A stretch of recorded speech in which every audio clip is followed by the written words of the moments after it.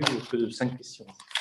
Merci beaucoup, Monsieur le ministre. On va continuer avec une deuxième série de questions. Alors, je vais prendre dans l'ordre. Meyer Habib, Oda Madou, Didier Quentin, Isabelle Roche, Éric Gérardin, Alain David, Pierre Cordier. Meyer Habib. Merci, Madame la Présidente. Monsieur le ministre, tout d'abord, brièvement, chapeau à vous et à vos services pour le rapatriement, ça a été dit tout à l'heure, des 180 Français. Ce n'était pas simple. Vous pouvez être fiers de vous et vos services, au moins sur ce point-là.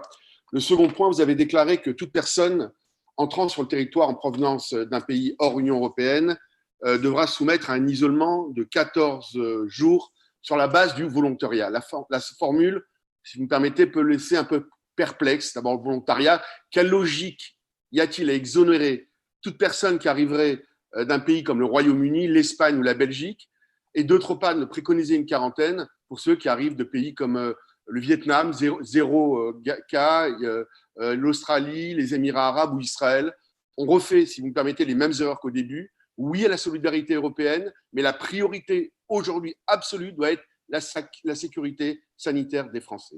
Il y a peut-être une solution, c'est que toutes les personnes arrivent et un test de négativité ou à défaut d'entrer en confinement pour 14 jours. Le second point, et Monsieur le ministre, vous venez de l'aborder, vous venez de rappeler la position française sur l'extension de la souveraineté israélienne de la vallée du Jourdain et vous avez déclaré qu'elle ne pourrait pas être sans conséquence sur les relations de l'Union européenne avec Israël. Alors, si vous me permettez tout d'abord, je tiens à rappeler qu'il n'existe pas de consensus européen.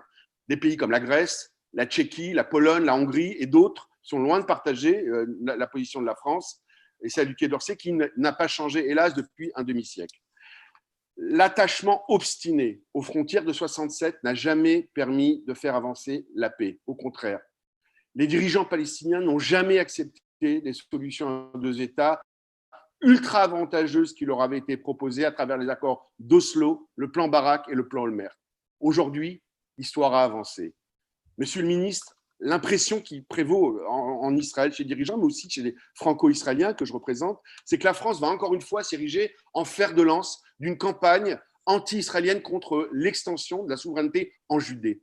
La Judée ne peut pas être jamais une colonie pour un juif, monsieur le ministre. Je le regrette parce que notre diplomatie ne peut ignorer les vérités historiques et aussi les réalités du terrain. La souveraineté israélienne sur Jérusalem, sur le Golan et bientôt, je l'espère à titre personnel, sur la vallée du Jourdain, en fait partie. C'est une décision démocratique approuvée par l'immense majorité des Israéliens. De nombreux pays d'ailleurs européens, je le rappelais, mais aussi arabes le comprennent. Et aussi sont ouverts aujourd'hui à de nouvelles options porteuses d'espoir, comme peut-être le plan Trump. L'extension de la souveraineté, elle aura lieu, monsieur le ministre, avec ou sans nous. J'ai longuement parlé vendredi dernier avec le Premier ministre Netanyahou, que j'ai appelé pour féliciter, et c'est 5e mandat, ce qui est absolument énorme. Il est déterminé sur ce dossier, je vous le confirme. Je l'ai dit à notre ambassadeur à Tel Aviv, Éric Danon.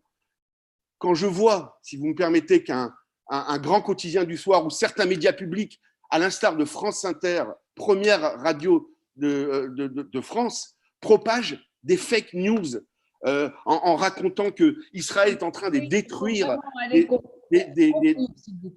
voilà, donc c'est un paramètre, j'en ai pour une minute, Madame la Présidente. Donc je parlais des fake news de France Inter, j'écris d'ailleurs au président du CSA sur ce sujet aujourd'hui. Par le passé, la haine d'Israël a suscité la violence dans notre pays, dans les quartiers, et évidemment de l'antisémitisme, et pas seulement de l'antisémitisme. On l'a vu à Colombes le 29 avril, où 2 policiers ont été percutés, et l'auteur de l'attentat a invoqué, je cite, la souffrance palestinienne. Alors, Monsieur le ministre, je termine, Madame la Présidente. Pensez-vous que ce soit vraiment l'intérêt de la France de prendre la tête de ce qui se pourrait apparenter une croisade diplomatique contre l'État d'Israël, au risque d'affaiblir la réaction bilatérale qui est bonne en ce moment, et notre position au Moyen-Orient, comme en Europe d'ailleurs?